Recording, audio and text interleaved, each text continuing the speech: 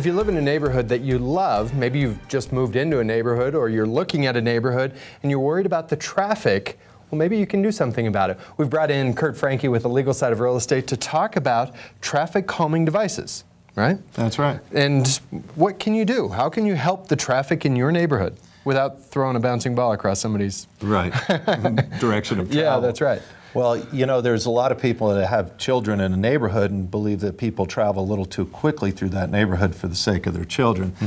So the City of Reno does have available a petition, actually online, that you can sign and ask the City of Reno to evaluate your street and see if it's one that a traffic calming device might be beneficial. Okay, now if you are interested in this, you can't do this all by yourself. You need your neighbors and your neighborhood behind you on this, don't you? That's correct. You need at least 2/3 of your residents on the street. So what you do is you download that petition and you look, and it will have places for signatures and names of 2/3 of the people on the street, which can be difficult to get possibly, but I think if they've ever had children, they can empathize with the need for traffic calming. Now let's say I live on a major thoroughfare.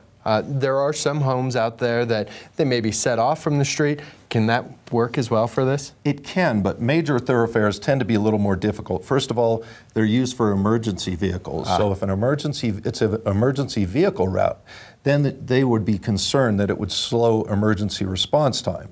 In addition, the street should be at least 1,000 feet long, and it has to have a speed limit of 30 or under to begin with. So it really has to be an inner neighborhood street. You can't do this with just about any street out there is really the answer. That's correct. And so what you would do is get your neighbors together, get that petition together, and maybe even just ask the neighbors first to slow it down before you even start all this process. Yeah. Funny how that can help you out. Yeah. If you want to know more or you need some questions answered, you can always sit down with Kurt Franke, set up an appointment. Kurt, how do they do that?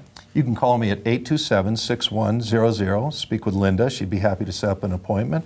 Or look at my website, lokaf.com. Very good. It's the law offices of Kurt A. Franke stepping in once again to talk about the legal side of real estate. And there's so many sides to it, aren't there? There sure are. Great. Thanks, Kurt. Always appreciate you coming in. Thank you, Greg. All right.